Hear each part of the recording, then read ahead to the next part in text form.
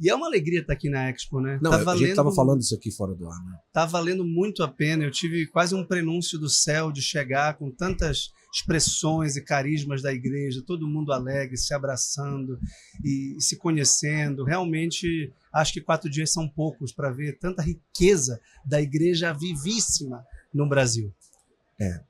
Quando a gente chega aqui, claro, a gente percebe dificuldades e pessoas que ainda não se aproximaram da igreja, mas a gente percebe também que existe uma vivacidade, um retorno dos católicos à fé e a alegria de ver tanta gente interessada para aquilo que é a vida do catolicismo aqui, né? Exatamente. Eu acho que há muita gente que ainda não redescobriu o tesouro, ou não descobriu, mas tem muita gente que já está consciente da fé. Isso a gente vê pelas expressões de objetos litúrgicos, que são o fundamento da nossa... Eu vou todo dia na missa numa paróquia que é franciscana. E é muito bonito, porque tem sempre pobres pedindo pão. E o carisma franciscano é esse.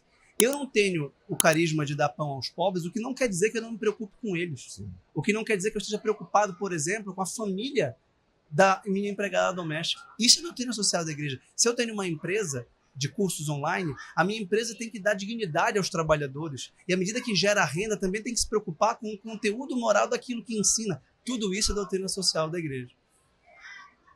O Papa Leão XIII, ele me parece ali 80 e poucas encíclicas que ele escreveu, né? E o fato dele ter deixado para a igreja a doutrina social, pode-se falar que esse passo que ele deu para a vida da igreja ajuda a reger o posicionamento da igreja, quando se fala doutrina social, posicionamentos da igreja diante de realidades da sociedade. Tá.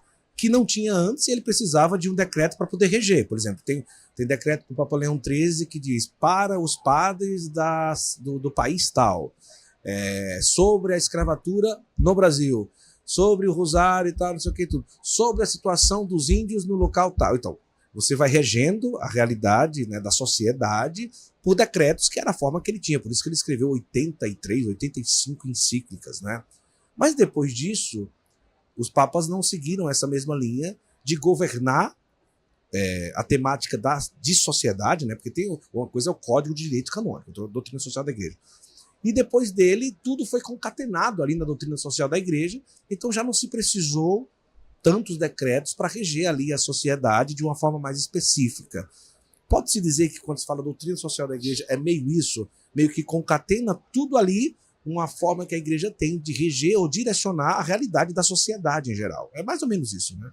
Perfeitamente. Eu acho que a melhor maneira de entender a doutrina social da igreja é a articulação de um conjunto de princípios morais que são a base do raciocínio e do juízo dos fiéis leigos e dos governantes católicos nas suas respectivas cidades. Por quê? Quando tem juízo, né? Brincadeira. Não, brincadeira, tô brincando. E para ter juízo tem que ter critério. É brincadeira, vai lá.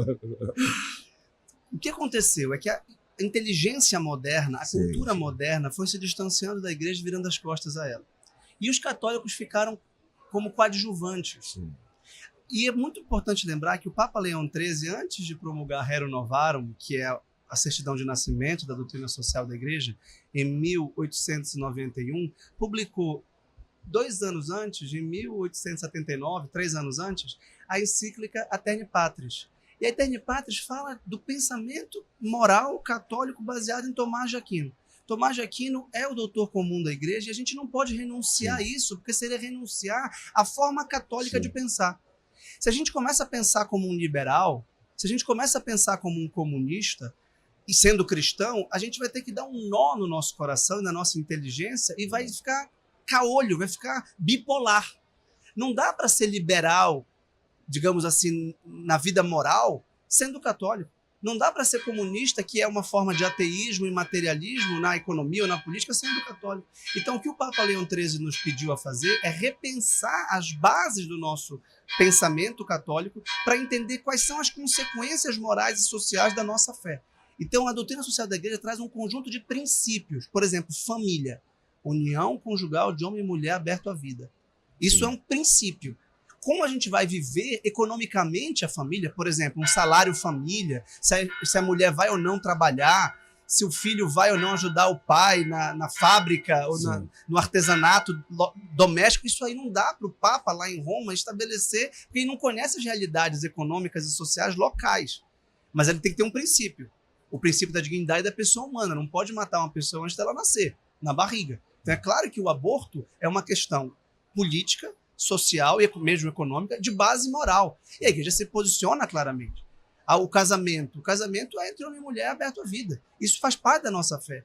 Então a gente precisa defender quais são os argumentos políticos que são a consequência destes princípios morais, que não é posicionamento político partidário e nem intromissão na liberdade de cada país, de cada fiel leigo. Eu não tenho intromissão na sua família. Sim. O que eu sei é que a família é o local em que o amor é ensinado e vivido no seu nascedouro. E sem família a gente fica um átomo perdido. Então o individualismo é uma ideologia, é uma heresia.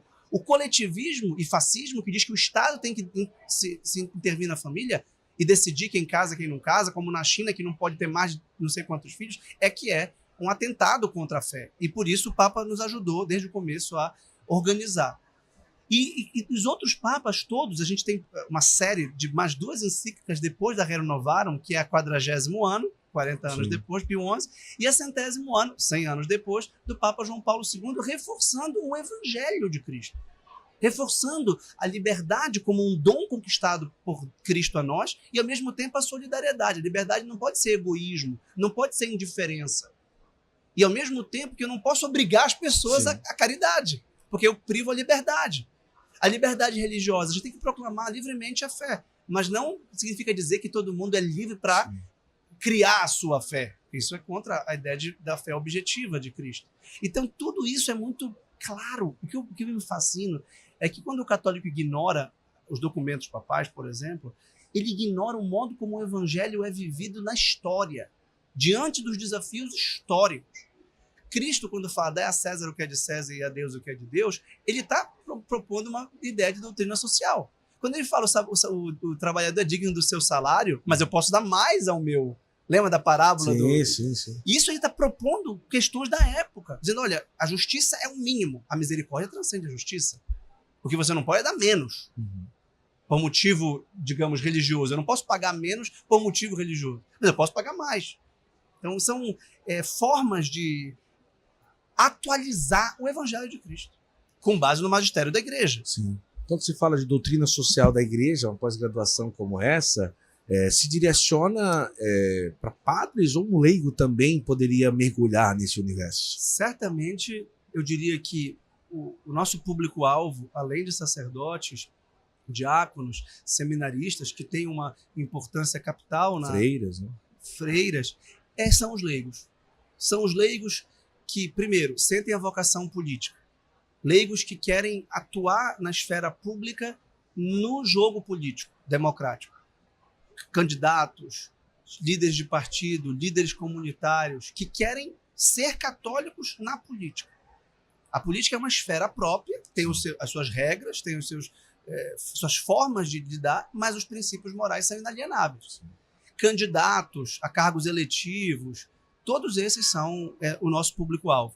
Professores de disciplinas das ciências humanas, história, sociologia, economia, ciência política, direito, graduandos, acadêmicos dessas disciplinas, que não vão aprender na faculdade de economia, política, sociologia, história e direito a versão católica. Ao contrário, vão aprender normalmente uma versão anticatólica, enviesada e caricata do que a igreja disse. Então, se vocês querem aprender o que a igreja disse, leiam as encíclicas. É isso que nós vamos fazer. Nós vamos ler 100 encíclicas. Mas como? Contextualizando, organizando e mostrando o que elas estão respondendo. Por exemplo, a Rerum Novarum, que é o exemplo mais eloquente.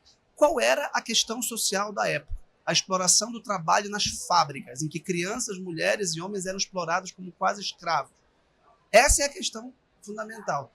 E não é contra a Revolução Industrial. Não é contra a economia de mercado nascente. É contra a exploração do trabalhador. E isso pode ser pela escravidão, pela servidão ou pelo trabalho assalariado, em condições indignas. Sim. Mas a economia de mercado em si é uma coisa boa. É uma coisa boa que gera prosperidade e riqueza para a sociedade como um todo, para o bem comum. mas não com a exploração de base. Depois, empresários. Nós já temos muitos empresários interessados. Por quê? Porque o empresário lida com a economia de mercado, lida com o empreendedorismo e consegue gerar renda e riqueza na sociedade e precisa entender o que a igreja considera ser a riqueza. Sim. Há muito preconceito. A gente ouviu o que Nosso Senhor disse, que é mais fácil um camelo passar pelo buraco da agulha do que um rico entrar no reino dos céus. Para Deus isso é impossível, para os homens isso é impossível, mas para Deus nada é impossível. Como se a riqueza em si fosse um mal. Bem-aventurados os pobres de espírito, porque deles é o reino de Deus. Mas a riqueza em si e a produção de riqueza em si, voltada ao bem comum, garantindo a dignidade da pessoa humana, garantindo que o trabalhador, por exemplo, esteja com a sua família, é extremamente apostólico e interessante. Então, padres, clero em geral, religiosos, sem dúvida, catequistas, formadores, professores de universidades católicas, em geral, são todos muito bem-vindos, além dos leigos.